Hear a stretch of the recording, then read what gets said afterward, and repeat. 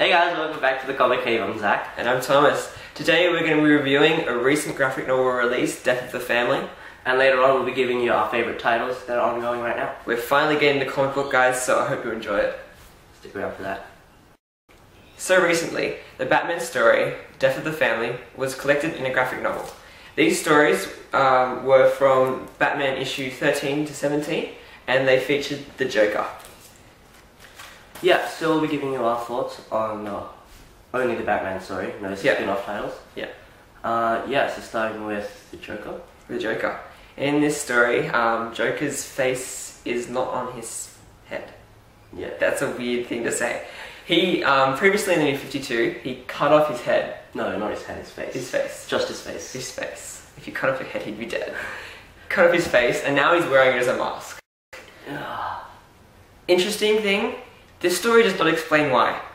Yeah, he just does it. He just does it. He's crazy. He's insane. I guess you could just explain everything the Joker does with he's crazy. Yeah.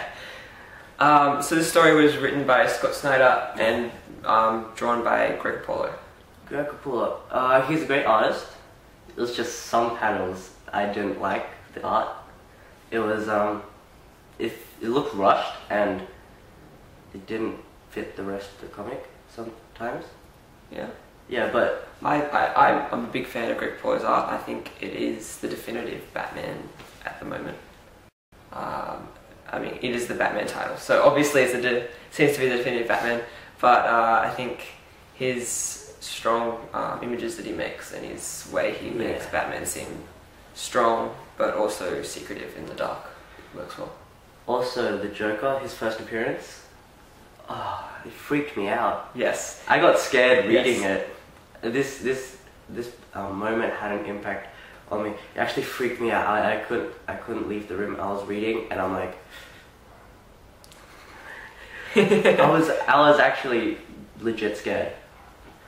Yeah, it's a strong story. I think especially the first 3 issues, which are all different. The first issue's a reintroduction of the Joker. He's been missing for a year.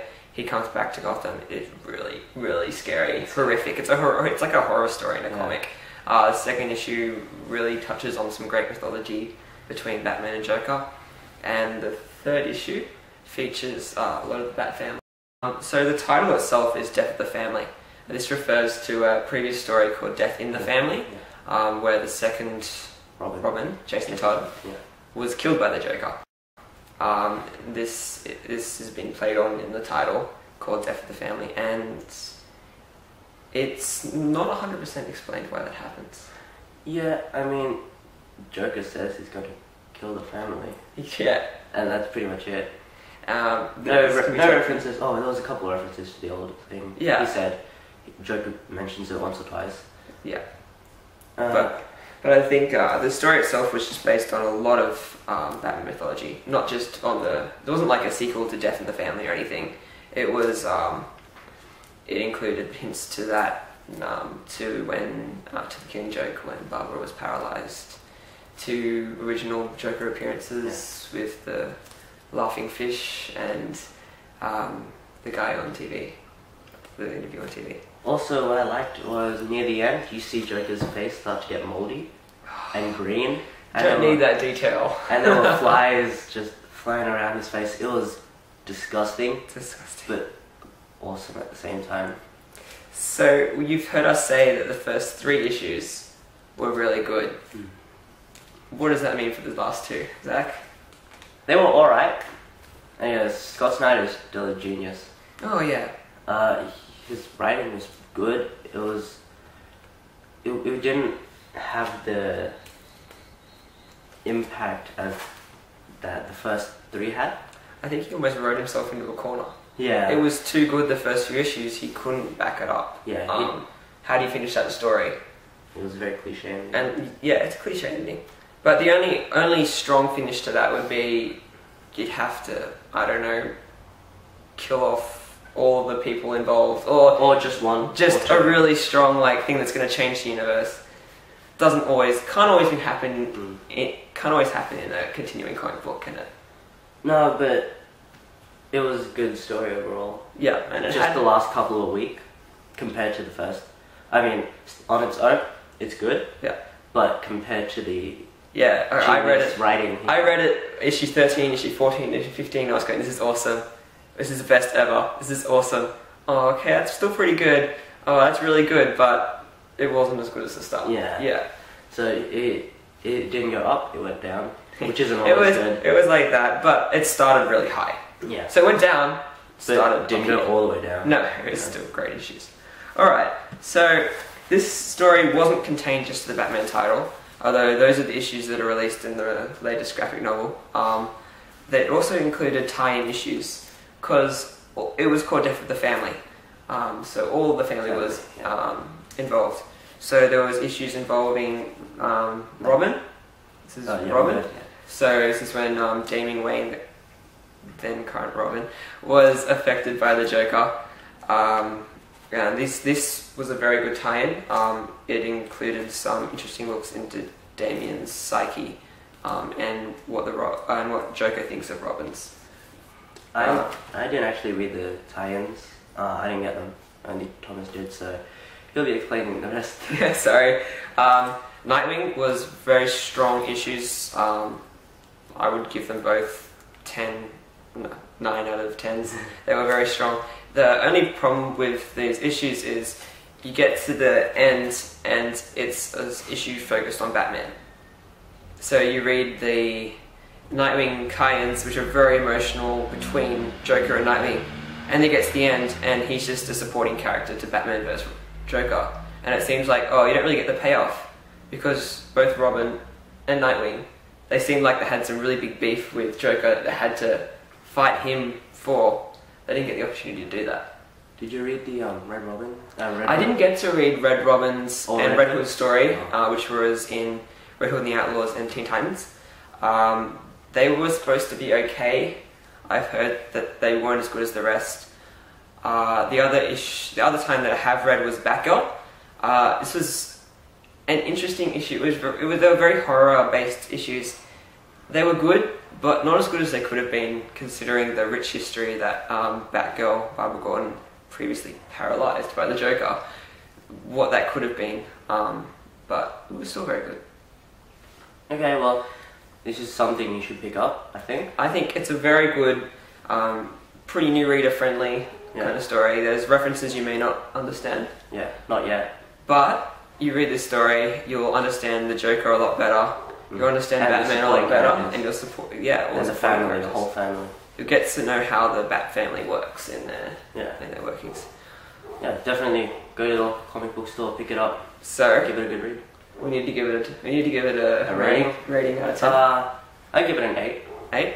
Alright, I'd give it a 8.5, but for the first 3 issues, I give it them 9.5s, and the rest 8s. Yeah, mine's just an average. Yeah, yours is an Yeah, that's what I'm saying. Yeah. There's some really amazing moments, that's all I'm saying, and it's worth reading. Mm-hmm. Okay, so now you know what we think about Batman's The Death of a Family. We'll be giving you some recommendations on some good titles ongoing right now. So we both read a few different titles. They come out every month. We have to try and keep up with them. They can get a bit expensive, but we'll give you our thoughts. So I read. First off, we'll start with Batman, the current Batman title, still written by Scott Snyder and Greg Capullo, as Death of the Family was. Currently, they're doing a redo of Batman's origin for the New 52. It's really interesting and really out there, and it's enjoyable to read. Speaking of Batman, I'm reading Batman Superman. That is a really good title. The art isn't very good, but definitely a great story. They're including the world's finest in the newest issues. By the way, that's Huntress and Power Girl, who come from Earth 2, which is confusing. Yeah. Alright, well, speaking of Superman and Batman, I'm currently reading Justice League. I just started picking that up. I've got the last few issues. They've been tying into a big event happening, but the writing and the stories they've been telling are really interesting and self-contained, and just really digging into character, so I enjoy that. Another comic I'm reading is another partnership comic, Superman and Wonder Woman. You get to see their relationship, you get to explore their relationship. So yes, further. They are together in the they are. going out, I guess you could say. Yes. Right now, Doomsday's come back. General Zod has come back. Definitely something you should read. Yeah, General Zod, the person from Man of Steel. Yeah, it's very interesting. I generally pick up Nightwing, being my favourite superhero. His comic is the one I look forward to most weeks. It is ending. That is really sad. The second last issue, the last one written by Carl Higgins, the normal writer, came out last month. It's really sad because I love that comic. This writer, Carl Higgins, he's really gotten to the heart of what Nightwing is about. He's not about trying to be the big icon, he's just trying to help people. So yeah, I'm sad. I'm waiting for the last issue and I'm hoping Nightwing will come back. Yeah, I'm also reading Harley Quinn.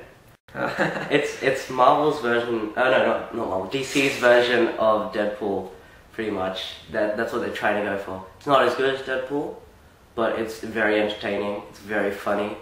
You see her work with Poison Ivy at one point. That was a really good, interesting relationship between them two.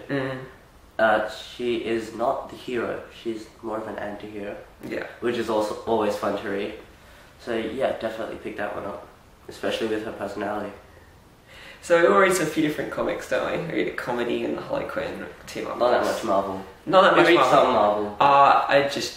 I've read Marvel comics through Marvel Unlimited, so more reading back issues than reading stuff that's currently happening. But one that's currently going on that you should pick up is Superior Spider-Man, but that's ending soon. So you better get on it quick. Also coming up, there's a big Marvel event called Original Sin, which is a murder mystery based on the death of Uade the Watcher, who's like a big guy who's really important to the Marvel Universe. He's dying at the start, that's the premise. It's a murder mystery. All of the Marvel Universe wants to find out who killed this guy. Speaking of big events, Forever Evil is going on in DC. Both reading that, yeah. We're both reading that. It's a really good title, so far. Yeah. Some of the pacings.